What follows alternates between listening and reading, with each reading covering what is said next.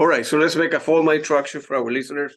Good afternoon, Jonas. My name is Claudio, and I'm calling you from Washington, D.C., from the studios in Fairfax City.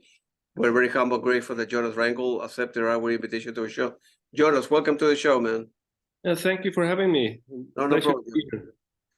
Jonas, the last 2 years, as you know, with the COVID, the pandemic, has been difficult if you're a touring musician. At least the first year was very hard, and you know, how you holding up, how you affected your life, how you sanity. Yeah, for me it was not only difficult, it was non-existing. So I didn't do a gig for 18 months, I think, because in Austria, where I was at the time, they had heavy lockdowns. 3 months, nothing, no bars, no cafes, no venues, nothing was open. It was only pharmacy and grocery stores. So of course it was impossible to play. Nothing. It was zero. So what I did in the time, of course, it was depressing to experience that. Something a couple of years ago you were thinking this is unthinkable, that they're shutting down society in this way. So what I did, I tried to do the best, of course, of the situation. So me, Rob Townsend, and Craig Blundell from the Hackett band, we were at the airport in, I think it was Washington actually, because we were staying in a hotel for 3 days, and it was like we understood this tour is about to not happen anymore. It's just a matter of when, because you heard from other bands they stopped playing and they canceled and blah blah blah. So we was waiting for this email to come, and one morning it came, like, we're going home tomorrow, guys. Tour is over.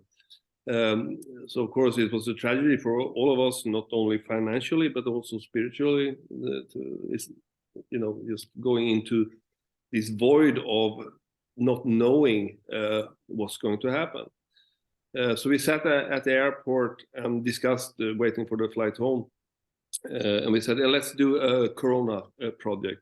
So we formed a project called The Backstage. And we invited guests, because it was very easy to invite guests because everybody was at home all of a sudden. So we had about 20 guests on this album, everything from Marco Minnemann, Adam Holzman, Steve Hackett, Marco Minnemann, I said, a lot of guests, like 20 or so.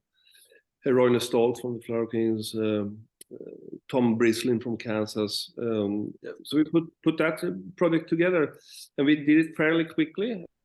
So I spent the first 2 months doing that from my studio, and it was released in September. And it also, paid some bills, because I wrote an honest email on the social media.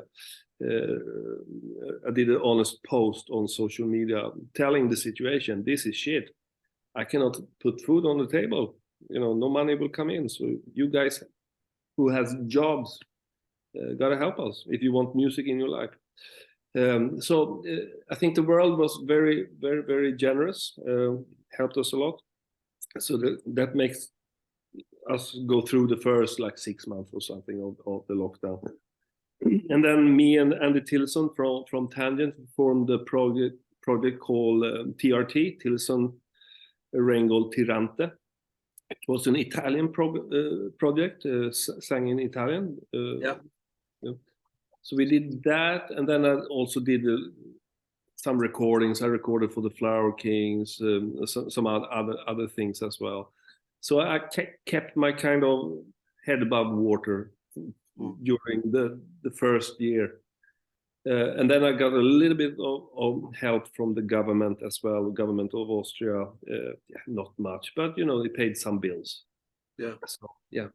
Yeah, it's difficult for all people. It's as you know, here, people in the United States, over 1 million folks die, and many bands many professional people lost a job, and some bands, disappear. If the little guys and small band either got other jobs or went back to school or whatever, because it was very hard to make it. So we are very lucky to be alive, man.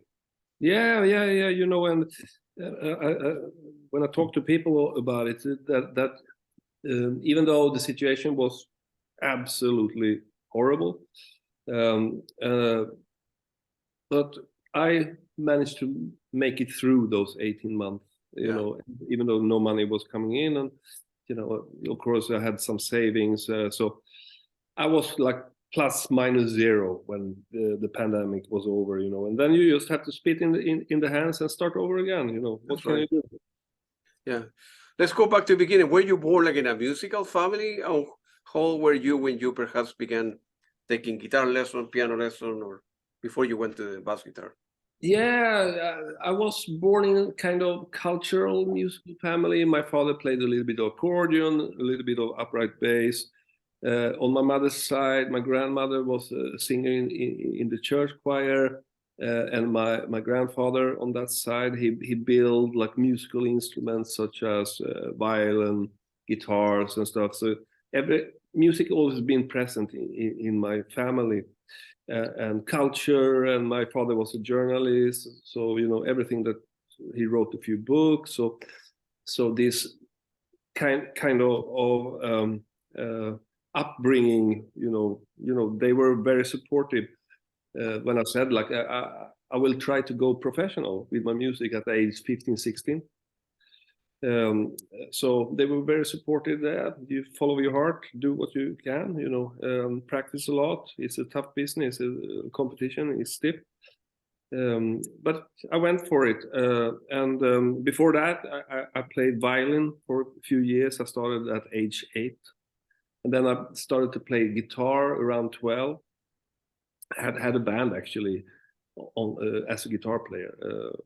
And then when I was 16, I switched to bass because, not switch immediately, but I substitute for a guy in a band. They were kind of successful band in the area where I lived. So yeah, I got the spot, and then they offered me full time in this band, and I played with the band for 1 year, and then that's when I kind of got professional on bass guitar, and then went over to some schools.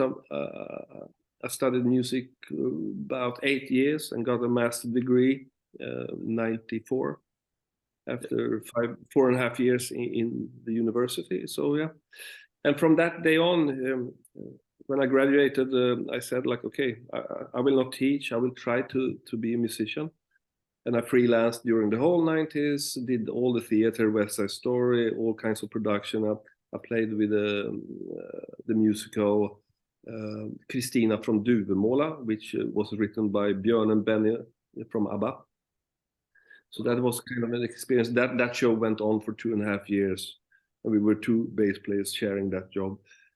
And then played a lot of orchestras in Copenhagen. I lived in Malmö, southern part of Sweden. Did freelance, theaters, gigs, recordings. You know, tried to survive as a freelance guy. And then 99, I started with the Flower Kings, and that was the door opener for me to like, okay, I didn't even know that this world existed still, you know. I thought progressive rock was something that stopped 1978, you know, when the punk started to really get a grip of the world, and progressive rock wasn't more. So I was very surprised to see my first tour I did in February 1999 with the Flower Kings. Yeah. Wow, people coming to the show. I thought this music was dead.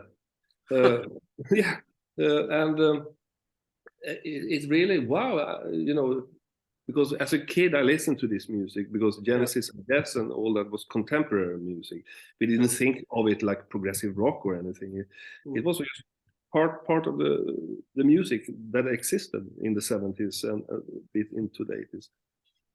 So wow, I can maybe release my own albums and do my own things in this world.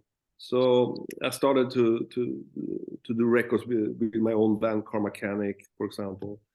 Yeah. And stayed in the Flower Kings for 20 years and did like 13, 14 albums with them, I think. Yeah, I will ask you a lot of questions about that. So was Genesis, I don't know, Pink Floyd, Led Zeppelin, all the Italian progressive band were important in your life? Or were you listening to that kind of stuff when you were, I don't know, 16, 17, 18 years old in I'm a child of the 80s, so I discovered, of course, I listened to Genesis and jazz, like, when Big Generator came, I was so impressed of the opening track, the power of, to the power of love. Yeah, that song, the opening track of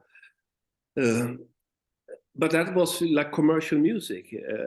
For me, so I didn't think about them differently. And also when Peter Gabriel did Sledgehammer, so I was like 14, maybe. I think Owner of a Lonely Heart came out 83, if I'm not mistaken. So I was 14, and of course listened to that and thought it was really cool. That this is cool rock music. And then a friend of mine told me, Genesis actually existed since 1969. What are you talking about? I thought it was like an 80s band. And then I remember he played me Selling England by the Pound. Yeah. From 1974. I think 74, 73. Yeah, anyway, it doesn't matter. Wow, this is differently than how they sound today with I Can't Dance and all this, That's right, yeah. Yeah, so I thought this side of the band was more interesting to me. Yeah. And the same with jazz, I think they played me Tales from a Topographic Ocean, like oh wow, like this is interesting, this is art music, this is something else, and that's how I discovered the 70s side of Yes and Genesis and Pink Floyd, of course. The Wall was a big album when I was a kid. Of course, I listened to that, but also going back and listening to Dark Side of the Moon and stuff. So I discovered the music backwards. Yeah, that's great. Very, very good albums that you mentioned. You were at the beginning between, I don't know, in the 90s, you were working as a session player and a lot, and it's very, I imagine that it's very different to go to a studio every 3 times a week and work as a session player for that band, for that album, for that song, than join a band, right? You're gonna stay as a session player for the whole life, right? Instead of joining a full band, you try to do both. You like one way or another, or in the beginning of your career, you don't have luxury, to choose. If the phone rings, you pick up and you do the gig. I always thought I might do it, otherwise someone else would do it. So of course, no matter if it was a wedding or a theater or a recording, I just said yes. If I was free, then I do the gig. Didn't focus so much on the music, if I liked it or not. I just wanted to survive as a musician. So it was a little bit later, like 99, when I started with the Flower Kings, that I can actually create my own little career from this window that just been open. That was, I didn't choose in the beginning. I just wanted to, if I got a gig, I was happy.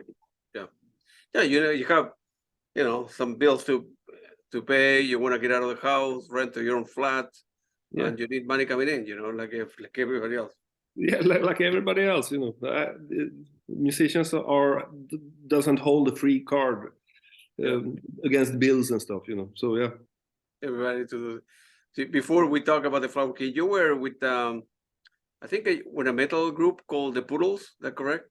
I was never a member. I wrote songs. You wrote songs for them, yeah. Yeah, and I've been working with a singer from the Poodles, Jake Salmon, for many years before that. But they were in this thing we have in Europe, a big thing called European Song Contest. Yeah. It has millions and millions of viewers. So it's a major thing every year. And they qualified to this Eurovision Song Contest. And of course, they did well.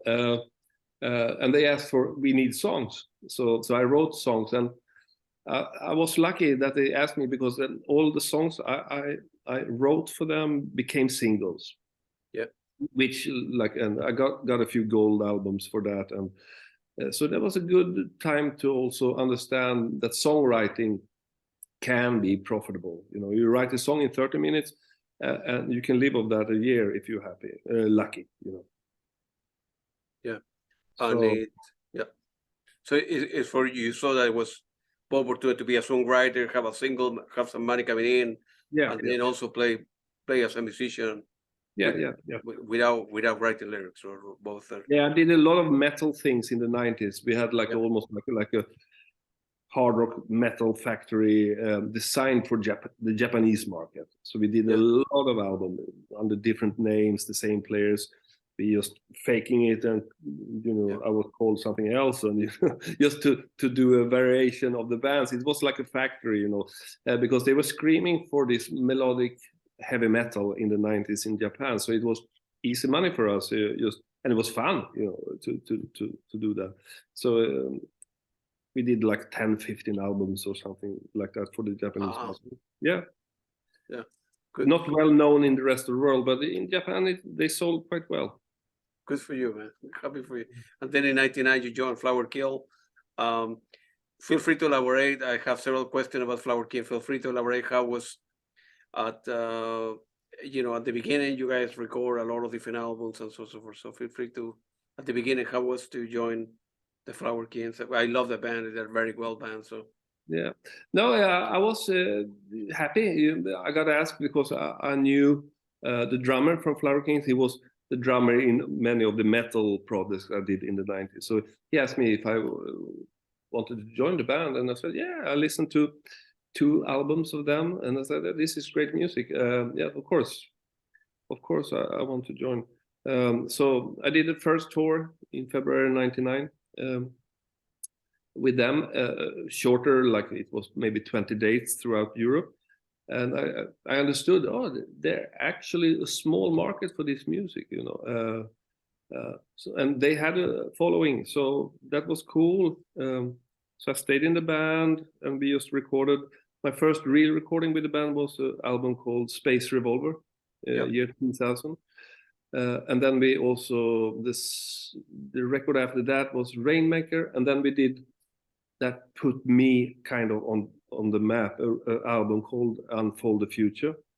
It's a double album, and it has a lot of bass on it, and I got some recognition for my work, and that's probably the reason I could stay in the business and have a little name within the business. And I remember when I began listening to the Flower King, reminded me a lot of jazz at the beginning.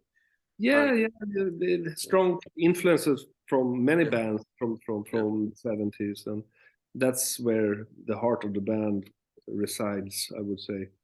Of course, we trying to listen to newer bands, but somehow we always fall into these 70s, mainly because Roine Stoll is a child of the 70s. He played in a band called Kaipa, which I play in now, and on 10-12 albums with, or something like that. So he was in the original version of Kaipa. I think he started in the 70s, 74 or something. And of course, that's and since he is the main writer of the band, that's the influences he brings to the band. And I have written a few songs for Flower Kings as well. So maybe I'm trying maybe to bring in more modern sounding elements into that. So it's a good mix of everything. Everybody writes. The singer Hasse writes as well, and I wrote. The keyboard player Thomas Bodin during those years wrote. So it was a good mix. It was a good band. I loved playing Flower Kings, especially the period between 2002 up to 2005. I think we were a really good band in those years. Unfortunately, I think to be perfectly honest here, I think we started to repeat ourselves a little bit after that. So the last 5, 6, 7 albums, maybe same old, I don't know. But we had a really creative period between 2002 and 2005. The band was on fire, and very, very good bands, right? On one hand, you say, well, we're popular, we're making money, let's keep on doing the same thing, let's keep on releasing more albums, versus, no, we did that, let's take the next album to be different, the next one to be different, and so forth. So it's a trade-off, right? So if you're making money doing the same thing, keep on doing the same thing, although you're not bringing any new material to the market every 2 years, right? That's right. So, but it's hard, you're right. Of course, you're right the way you listen to music, you know, like, and at the end of the day, you always fall back to your what you think is the best, and the sound of everything. It's very, very hard to just do a dramatically different album, unless, you know, like Genesis did, you know, all of a sudden they did the 80s stuff. It's totally different if you listen to like Foxtrot or something. That's right, yeah. But it helps if, you know, you're changing a few members, you know, all of a sudden Phil Collins started to sing in the band, a different sound than when Pete the Gabriel sang. So of course it helps also. It's like AC/DC when they changed from Bon Scott to Brian Johnson, the sound also was different, and successful. With the Flower King, you guys were touring a lot because they were a very popular band, we were never a big band. We never sold like 2,000 tickets, but we had a following. We always play more or less anywhere in the world, and we would have some people coming every night. So, but it was not a money-making company in that way. You know, you could have a little bit of money from a tour, but just being consistent and out there and playing every year and doing a new album and doing a new tour was good. That kind of cemented the Flower Kings on the progressive scene, I think. So even through tough times, we kept on doing it, and I think that's the recipe if you want to stay in the business for a long time. Yeah, is it difficult for you to going on tour? You know, I don't know, if we pass forward with Steve Hackett, you guys go all over the world, and you take, I don't know, 3 months, then a couple, 2-3 weeks off, and then another 3 months. You know, if you have a family, or you have little kids or whatever, must be difficult. Is it difficult, the life of a musician, to be on the road and go to one city, waking up, and then catching another bus, and then you go to bed late at 1 o'clock in the morning, and then you need to wake up to catch another flight and to go somewhere else? It's not as glamorous as people may think. There's a reason I'm divorced, you know, and maybe the touring and everything has a little bit with that to do. I've done this my whole life. I never had a normal job, so this is my reality. And of course, it's not fun to wake up 4:30 in the morning after doing a show and had a few beers, just because you have a lobby call at 5 o'clock and have to go to an airport. That's tough. But I think you always have to just remind yourself, I have a job, I get paid today. Just go up and do the fucking job, and don't be such a diva that, oh, it's so hard. And you know, you're complaining on the highest order of life, because I get fed, I get paid, I play with wonderful musicians, and I'm part of this legacy of the early Genesis music now, together with Steve. Absolutely, yeah. So that's the gratification that kind of overrides all the troubles. But as you say, it's not a glamorous life, and you cannot be.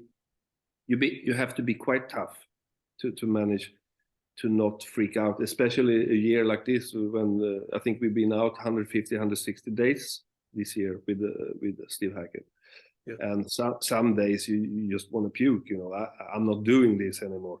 But then you just have to remind yourself, come on, man, get a grip of yourself, do the job, smile to the boss, get paid, everything is good. Yeah. And also you have many good sides with the job. You know, we went to Bali for a week, getting paid. What's the problem? Drinking cocktails in the sun, you know. Yeah, I remember we were at the beach. We had a beach hotel in Rio de Janeiro, and we had 2 days off in this hotel, getting fully paid. Everything is nice. It was 5-star hotel, breakfast on the top level, outdoors.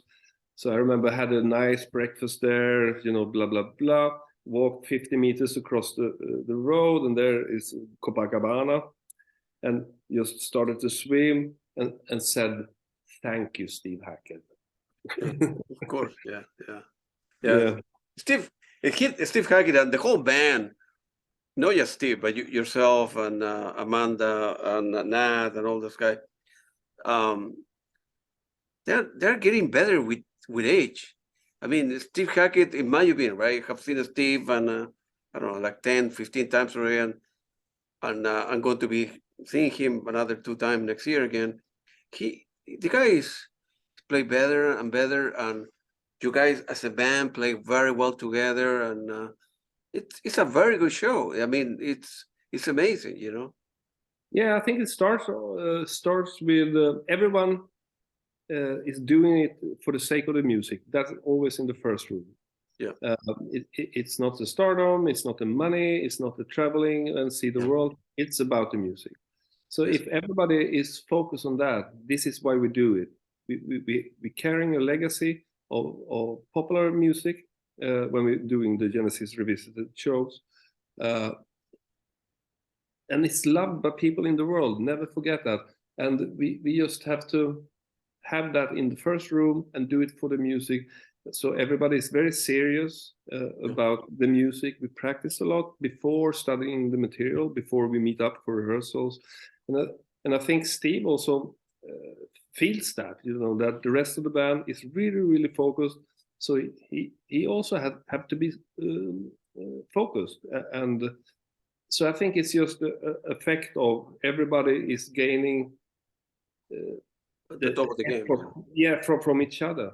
And it's a well-oiled machinery. And it's not many bands that can be out 150, 160 days in a year and doing this. It's very rare. And of course, you're doing 100 shows, it gets better and better. You know, the tightness of the band comes absolutely easily. And yeah, Steve is a great guy. And so is it difficult for you? So you were with the Flower King, you were with your own band, Karmakanic, and Steve. How you managed to play all this band? I suppose that Steve needs you for 4 months. You are just dedicated for Steve Hackett tour in Europe next year, and then you have a month off and you work with your own band, and people call you to participate. And hey, can you help me with a track for my new album? And we have in the studio that we want you to do X, Y, Z, whatever. It's difficult to manage and work in all this deadline and work with that band. That's what you do for a living, I suppose. But it's tricky, of course. And I'm trying to. So right now, I have like 3 months off from Steve. We do the next tour in April, so that's the time when I have to just do my own projects. There will be a new Karmakanic, so that's when I put this time. And it's really, really tricky to juggling all the bands. And this year I had to step out from the Flower Kings because simply we didn't have any time. You know, I was away too much. So, and that happens. Sometimes it doesn't work. You know, but you're trying till the final straw to have everything running in the same time. Yeah. But sometimes it's simply impossible. Yeah. I got you. Let's talk about Karmakanic. What was the motivation to put it that band together? And you were signed with a very great record label, Inside Out Music, so which is a very well-known record label. Yeah, of course. I just wanted to create my own project, write my own music, produce the music in the way I want, because when you're in a band like the Flower Kings, it's give and take all the time, different wills and blah, blah, blah. And Roy is the final producer of that, and so his word is the final say. And sometimes we don't agree with everything. So it was just nice for me to have a project where I have this final say in the material. It was a project that I did off time of Flower Kings, and we haven't been that productive. I think we have done 5 or 6 albums or something like that. Yeah. So it's always a couple of years between each release, and we don't play so much live. We have done live shows and tours, but that project is more my little hobby side project for my own musical sanity, I think, to be able to do something that the way I want. Yeah. Yeah, you guys did very good album. Entering the Spectra, Wheel of Life, In a Perfect World. That they're, like you say, it's not a touring band, but it's I really like the music. It's different, right? So like you have as a musician, you have you wear different hats, right? For Steve Hackett asked you to play this way for that album and play just Genesis music with the Flower King. You do something different job, and being able to do your own thing and bring your own musician, and then you run the show. I want it to sound like this or that. It's very gratifying, I suppose, right? So it doesn't bring you money, but it's gratifying from like when you can be proud of a mix when you really nail the mix, and it's satisfying. But it's more for the soul and heart than financial thing. But it's fun. It's just fun to write music and be able to choose your musicians and so on. With Karmakanic, feel free to elaborate in the creative process. I mean, you write all the song and then you pick the particular the other musician that you bring it to the studio to finish an album. That's how it works, or it's more a collaborative process where. Normally it starts with me coming up with, let's say, 1 hour of music that I think will be representable. I have a studio at home, so I do all the demos, I sing myself on it, blah, blah, blah. I create the foundation. And then I sending out the music to the people that I think is going to play on it. We had some members been, Göran, for example, the singer has been from day one with me. Lalle Larsson has been from 2004 with me, the keyboard player. Christer Jonsson been also since 2004 with me. So I have some key members that always are on the recordings. But then I fill up. We had a couple of different drummers, some extra guys, some guests and stuff. So that's the process. And then I send out these demos and do stems from so they can record by themselves in their home studios or whatever. Yeah. And then sometimes they come down to my studio also. Göran likes to work like that together with me. So I record him and we produce his vocals together the way we think is fitting the song. And Lalle also comes down to me, and Christer, the guitar player, also comes to me. But the rest recording at their own places normally. So yeah, that's the modern way of recording. You're sending files back and forth, right? Yeah. And eventually you need to put it together, glue it together, and then then make sense of where the music before you end up releasing that to a record label, your own record label. Yeah, today is quite simple because we have this media now, like we're talking through Zoom. Yeah. I of course do that during the creative process with the guys, and I play the song, and maybe you can play those 4 bars a little differently, and so it's like having them in my room even though they are not there. So right. Yeah. Nowadays it used to be, right, when you and I were younger, people bought a lot of, well, I still do, but CDs and vinyls, and nowadays bands end up recording an album, release an album. They start doing the PR promotion, and then they release a vinyl CD. They announce on the website, but the money is in touring, in selling T-shirts, and then making meet and greet, and so forth. Fewer and fewer people buy vinyl CDs all over the world. What's your take on that?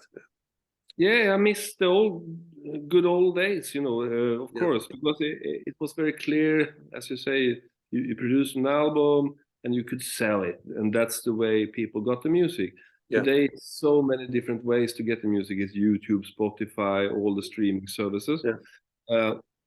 And of course, the payment from those sites are under all critique. You get so little, and if you're an independent band, and you have like, let's say 25,000 streams, of course I make like $200 from that, and so that's not a sustainable way. The music industry, which is not an industry anymore, changed so much the last 20 years, I would say. So you have to be creative, create like a meet and greet, do special VIP packaging, deluxe packaging that is unique. You always have to do special things for the fans. Yeah. So it's a new way of treating the business, and you just have to adapt, because everything will change every year. Things are changing. There's always a new media coming up. All right, so of course people will not play CDs and vinyls the rest of their lives, you know, through history of mankind. So it will be more changes, and just have to be observant and react to the changes and try to adapt.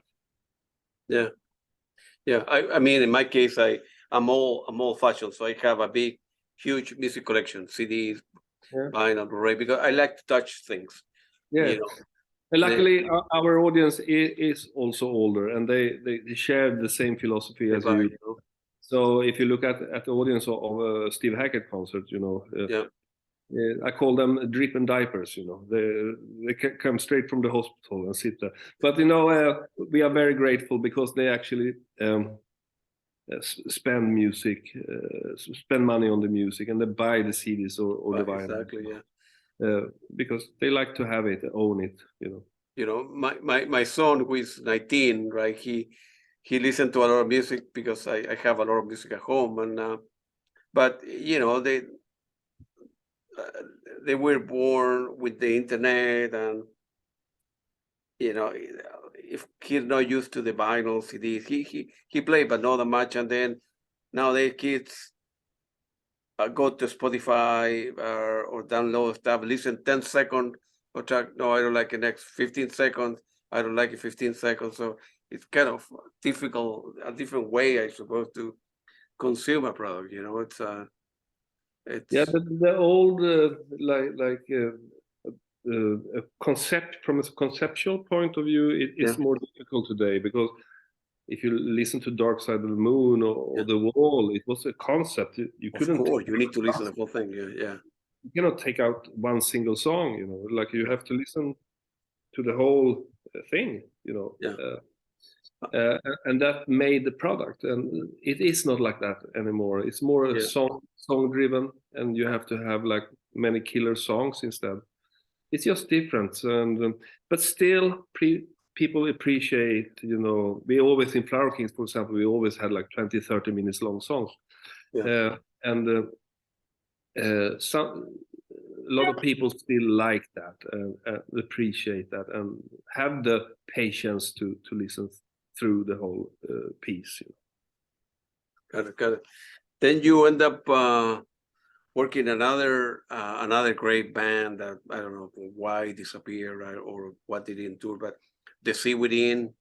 What was the driving force to put the band together? Because there were a lot of very, very good musicians, the top of the world, and you guys did record only one album and then kind of, I don't know, disappear, or all of you began doing other stuff. And no, it was always when you do projects like that, it's like a shot in the dark. You don't know what you will end up with.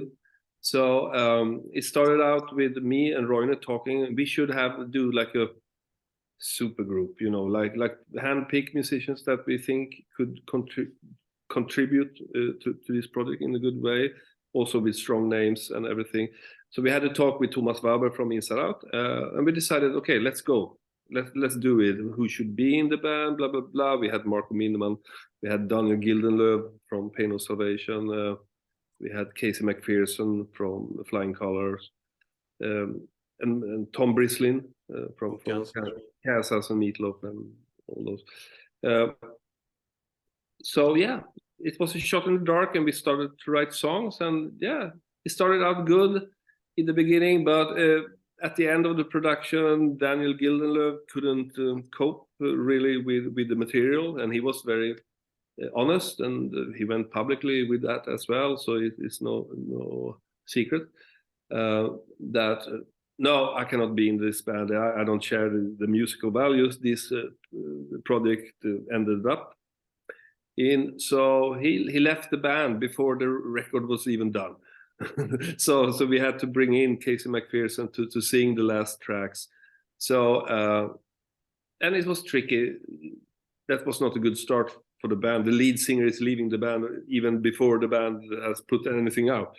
So we tried to play a few gigs. It went well. We played the Cruise to the Edge a couple of years ago. Yeah. And the band played at the Lorelei Outdoor Festival. And that's it, I guess. But never say never. Sometimes we say, like, maybe we should do a second. Let's see how things working out. And yeah.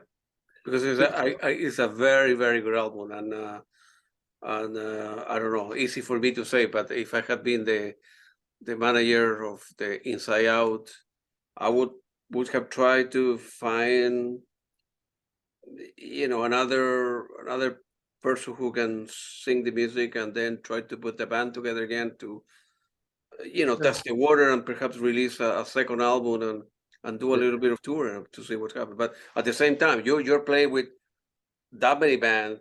The other guy, Tom Bresley, is playing with Council and other band, and so forth. So it's hard to put a great group of people in the same room for, I suppose, 20 days, right, to do some tour, because everybody's working with everybody else, right? Yeah, it's very tricky, and it's like that. You have a hole for a project like that, and everybody, okay, let's do it, and then people just go their own ways and continues with that band or that. So it's more a logistical problem. The same problem like Transatlantic, for example, has, with Mike, Roine, Neil, and Pete, because they are so busy in other projects and more stable projects, I guess. So that's why Transatlantic takes 10 years to release a new album, because they cannot get their schedules together. And that's what it is. Yeah. Then you've been playing with Steve Hackett since 2019, as we said, in 18 actually. 2018, okay, in the UK, European, North American. Man, like we say before, that's a very well-oiled machine, well-run machine, if you will. It's yeah, it is. Yeah, it's fantastic, and it's like I always say, this is my pensioner gig for long service in the name of prog. To be able to be part of something that is, as you say, so well oiled. There's money, there's the travel, everything is very organized. I don't have to do much, I have to learn the song and show up and play them correctly and smile to the boss. That's my job, and that's just a great spot to be in, and I think I earned this gig after so much. I'm the most recorded artist on Inside Out label. I think I've done like 45 albums there. Wow. With everything from Flower Kings, Kaipa, Karmakanic, See Within, solo albums from different people. I was on the last Jordan Rude's album. I've done, like 45 albums. And wow, yeah. We play with the Steve and Nat, and of course Amanda, and so forth. You guys play so well, and you have their a job for life until one day Steve Hackett say, "Hey, I don't need the money. I don't want to do this anymore. I'm getting old, whatever." And but hopefully you cannot look into the crystal ball and what happens in 3-4 years. We don't know. But we take 1 year at a time, and as you say, Steve is not a youngster anymore. I don't know what his plans are. It's of course in this age where he is, health is important, and just wish that he stays healthy. I told him, I play for you as long as you want. And we always joking about, okay, let's see, this year was one more nail in the coffin. Let's see what. Yeah, Steve is a very good guy. Yeah. Of course, I love Genesis and Peter Gabriel, the old stuff, right? So it's he's like a good bottle of wine, man. It's getting better with age, you know. So Yeah, it's yeah, of course. No, but he's great. He's the greatest boss you can have. yeah, He's so generous. He let us do what we want musically. Um, Even though I'm trying to be true to Rutherford's bass lines, and yeah, I normally learn them exactly the way he playing, and then I do my own thing after that. But I can always fall back if somebody said, I think you should stick to the original bass line more. rather Okay, for stuff. Yeah, yeah, but I'm trying to also put my own signum to the whole thing. Otherwise, you get like a robot. I think it's important to have some musical freedom. right. And with the Steve, you know, and the same happened to Amanda and Nat. You know, they hire you to do this for that particular show, but you have room to be your own, you know, to do the Jonas stuff, you know, the Jonas Yeah. interpretation of a Genesis track, not just copying exactly, you know, Mike Rutherford stuff, right? So No, I'm trying to do like I listen to the song. What's essential to keep? yeah, Sometimes there is a bass line. Like for example, if you play uh, "Watch Over the Skies," yeah, you have to play. That's the song. So there's no room for improvement. You have to play it as it is. But there are sections that are more open that maybe don't have a strict arrangement like that. yeah. So when it's like vocal based and the bass is just moving a little bit underneath the vocal, there are the spots to actually be creative and do your own thing. Do you get nervous again when you start the first two nights of a new tour, let's say next April with Steve Hackett, or you're so used to now? I don't nervous is probably not the right word. I would say excited more. That of course everything depends. Did we have a good first sound check? Did we have good time to, put the instruments, the all the production around the music? Did we have time to do it properly? Did we have time to set in and dial in the monitors the way we want and everything? It's more about that. If it's stressful there, you can be a little bit nervous. Oh shit, we didn't have time to really set everything 100% right the first night. Of course, some nervosity will come, but normally it's so well oiled. So the crew comes there in the morning, sets everything up. So everybody knows now what we want as musicians, what's important to us to make a good show. So that's the beauty by being with the same guys over and over again. Yeah. So is prog rock the style of music you enjoy playing the most? I like a lot of music. I would say prog rock and fusion-based music, like the 70s Weather Report, Billy Cobham, Mahavishnu Orchestra, all that. I love that. That's really what I'm listening to. Like that. That's also where I got my musical education. Transcribing Jaco Pastorius, those bass players, Stanley Clarke. That's how I. So that has a special place in my heart. But prog rock can be so much. So you can throw in elements of that, like we did in the Flower Kings. If you listen to Unfold the Future, it has a lot of openness, a lot of groove-based music, almost like not a Weather Report album, but it has the same spirit and vibe. So prog rock is great from that perspective. That it can be anything. It can be Marillion, but it doesn't sound the same as Gentle Giant. That's right. Yeah. So yeah. Great bands you mentioned, and all Yeah. that. I like the same style of music, but I have a wide range of stuff. I mean, I like rock, classic rock, prog rock. I listen to a lot of soundtracks and Latin music, and I have there's music I don't like, but I have a wide range of stuff. I mean, from Pat Benatar, from Blondie, Genesis, Camel, Coldplay, and ABBA, and so many. It's the most important thing is that the music doesn't get generic. Like so much music that I hear on the radio, popular radio, is so generic. If a new plug-in comes, a new synthesizer comes on the market, all of a sudden every fucking song has this sound. It's so generic, and I think the most important, no matter what style, it has some originality. And all the bands you mentioned now, you can clearly tell this is Yes, this is Genesis, this is Gentle Giant, this is Marillion, this is Pink Floyd, this is boom. It's so engraved in the whole thing because it's original and it's special. In 2015, I think you were invited to take part of the Chris Squire tribute during the Cruise to the Estuary. Feel free to elaborate on that. How special it was for you to do that?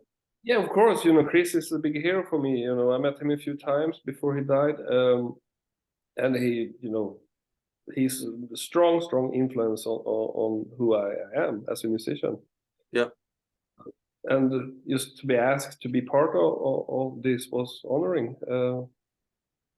So yeah, we played mainly material from Fish Out of Water. We also played some Yes songs, but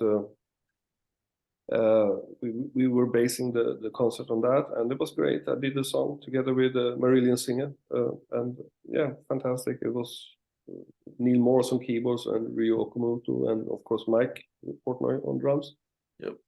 So that was just a really cool evening and special, and just be there and be part of it. Yes. Yeah, that's great. Feel free to elaborate on your Jonas production website and record label, what exactly it's about, and feel free to mention the name and so. Wrangle Records is my label. I created that label about 13 years ago. 12 years, I think, 2010. 2009 was the first release, yeah. And it was just a vehicle for me to have a platform I can release anything that I want anytime. I don't have to ask anybody. I can write the music myself. I can produce the music myself. I can mix it. I can do blah, blah, blah. I can market it the way I want. I can call it the way I want. I can release it the way I want. I don't need anybody. So that is my little, it's still active. We have, I think, 20 releases on that label so far. And it's just my little playground for don't ask anybody about anything. And it's a luxury to have. Of course, I can never measure myself with like labels like Inside Out, who's owned by Sony, and the distribution is so worldwide. Of course, I'm a one-man band in that sense. So I have to do it myself, even when it comes to packing the CDs for the customers or ordering in the web shop. And if you now comes the commercial part of Wrangle Records. If you want to buy a record, you go to jonasreingold.se and you will find the shop, and there you can order the titles. Yeah, it's good to have an outlet. It down the road is something that you want to take that to the next level. I mean, how difficult is to, like you say, inside of music, right? What would be, if it were up to you, would you take that website and the record label to take it to the next stage, and then begin bringing more kind of famous band, a famous musician, and starting selling more CDs or vinyl? Is something that you are considering, or? I think to be able to do that, I need a partner that is really in the same way integrated with this progressive rock music scene. And that's not so easy because I cannot start hiring people, put anybody on a salary right now because it's too much of a risk. So I'm open if somebody approaches me and say, hey, I would like to be a part of this. Let's talk. I will consider it. But right now, it's just my vehicle for being independent. And it's also good that during Corona, we released those 2 albums on Wrangle Records, Right. which means that me as a record label and the band gets the whole cut of the money. No middle hands, nothing. Yeah, I have distributors around the world. I have one in the States, and one in Germany, and one in Scandinavia, and so on. So that I already set up, like during a 10 years period, and of course that can be improved. You can always find new partners. So I think that's more important than actually step up to the next level. That happens gradually. All of a sudden you get a little bit of success with one of the records. Maybe now it's time to at least hire somebody on 50%, because it takes so much time to marketing, to construct all the web material, to find good photos and write the text that goes with it. And you cannot do everything, produce music, write music, and be this guy as well. So I do it in chunks. So when I have free time, then I take 2 weeks. Okay, now I do the marketing of the product that we will release, and as cheaply as possible. And today it's good because social media is for free, so it's a good marketing tool. Yeah, you see, I always thought how difficult. Let me explain myself. So I go to a gig tonight, let's say, and I drink a couple of beers. I arrive there at 8. The show ends at 10. I go to work the next day. I have no idea if the band had a good size sleep or not, or the bus was late, or they were arguing in the fly, or whatever. It's difficult. It's very difficult, I suppose, to be a musician. I go there. I enjoy the show for 2 hours and have no idea, what's happened to the band before and after. It must be difficult to make a living as a musician as well. And yeah, I think all that the chemistry in the band is important, so that you have to like the people you work with. Because if you play like 150, 160 days out with Steve Hackett and you start to hate 2 people in the band, that will be difficult. So it's just a matter of keeping good spirit, be friendly, try to don't develop any diva manners, just be cool with everything, grateful that people come to the show, and everything will be fine at the end of the day. But it's more the chemistry within the band that is important. Really? Yeah. Who's in the band? Yeah, must be, because it's like a marriage for 160 gigs a year, right? You need to like one another, otherwise it will be difficult on the road, So at the end of the day, I meet the guys more than my girlfriend or my kids. That they are the main people in my life during that time. Yeah. What are you working nowadays? You go to have what, 3-4 months off? Yeah, I have 3 months off now. It's a lot of things. I'm creating a box, a 20-year celebration for Karmakanic. We will reprint. This will be on Wrangle Records and Regain Records, who own the first 2 albums. So it's a collaboration between the 2 labels. So we will reprint Entering the Spectra and Willow Live and put it on vinyl and CDs. And I will also have a big booklet, like as much I can write about the history of band, or what other members been doing and why and how and so on. Pictures, old pictures. I have a whole recording of the first gig we ever did, 2004. Wow. Yeah. So that will be included in the box. Also outtakes, songs that didn't make to the album. My demos, so it will be like 4 extra CDs with stuff. I have a wine project that will be hopefully launched in this time. I will sell my own wine, Reingold. Really? It will be a Cabernet Sauvignon. Yeah. Locally produced where I live, a really good one. Biodynamic. It's all eco-friendly. No weird stuff put in. It's just the grapes and making of the wine. That is in the pipeline. We will do another The Fringe album with Randy McStein from Porcupine Tree and Nick DeVirgilio from Big Big Train. Yeah. We will meet up in America in March to do it. And we will hopefully work with we will work, but you never know in this world. But we have an agreement with Chris Lord Alge, famous producer. He has 5 Grammys, 25 nominations. He did Born in the USA album. He did all the Aerosmith, all the Muse, Madonna, Pink, you name it. He has so many hit records, so you wouldn't believe. Wow. Yeah, and he has his own plug-in series for Waves as well. So he's a big dog in the industry, done so much. And that's a project I'm looking forward to do this 3 months. And yeah, and also finishing the next Karmakanic.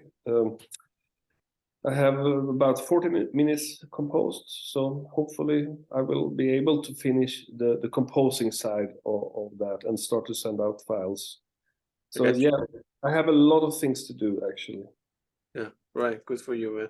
Looking back in your musical career, what moments are special for you? Any regrets or things you have done?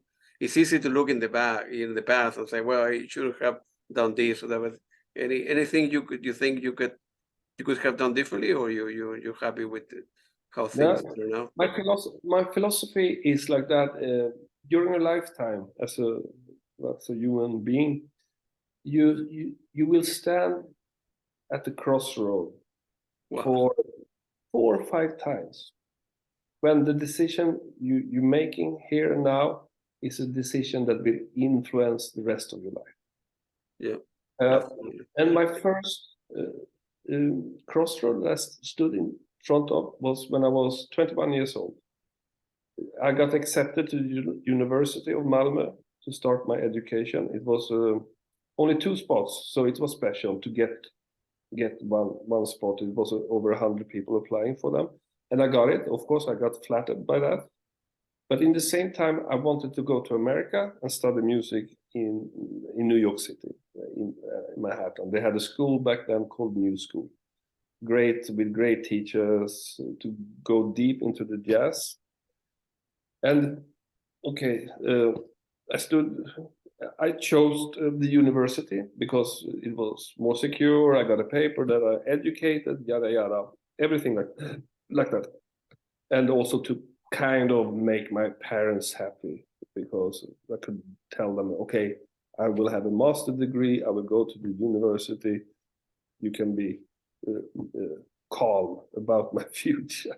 So so I took the safe way out. I think it was a wrong decision. Now, looking back 30 years, I think I should have gone to New York. I think I would have developed more as a musician, but I didn't. But I did other good decisions as well. When I was offered to be the head coach for a university. I wrote a university program 10, 12 years ago. Constructed the whole program, everything, doing all the scheduling and everything. So I did everything. What should each course include? How many points and so on. And after I was finished with that, I got offered to be the head of the program, and that's good. It's a very steady salary, it's good salary, and so on. And it would have been the beginning of my university career, if you may. That time, I declined the offer. No, I have to play music. I'm not a guy running around in an institution like that. I would get frustrated at the end of the day. But of course, it would have been easy, save money, you can loan money in the bank because you're a proper citizen and everything, If you come and say, I'm a freelance musician, the bank will put a gun to your head, out. So, but there I chose wisely. I think that I declined that and continue my musical career, because otherwise I would never have played with Steve Hackett or doing all these Flower Kings recordings and tours and everything. So I don't regret that. So yeah, you have some good choices and some bad choices. Yeah, absolutely. And the last question, feel free to elaborate where our listeners can buy your music. Feel free to mention your website name, your record company, and everything. Yeah, you can find all the information at jonasreingold.se. There normally information about if I have a new project going on, what's going on with the record label. You can find the items in the shop. You can buy. You can do whatever you want. Also, my social media, Facebook, Jonas Reingold bass player is my artist side. That you get all the newest information, what's going on, where if you have a new gig or local gig or a tour or anything. So, all right, Jonas, it was very nice talking to you. Appreciate your time, and hopefully we'll meet up one day, get a cup of coffee, a beer or two, and dinner somewhere in the world, man. And yeah, next time in Washington. Yeah, keep me posted when you are. We can give a break to eat, and then I will see you with Steve Hackett as well. Yeah, play next year. Thank you very much. Nice talking to you. Same here. Take it easy. Have a great night, Jonas. Bye. Take care. Bye.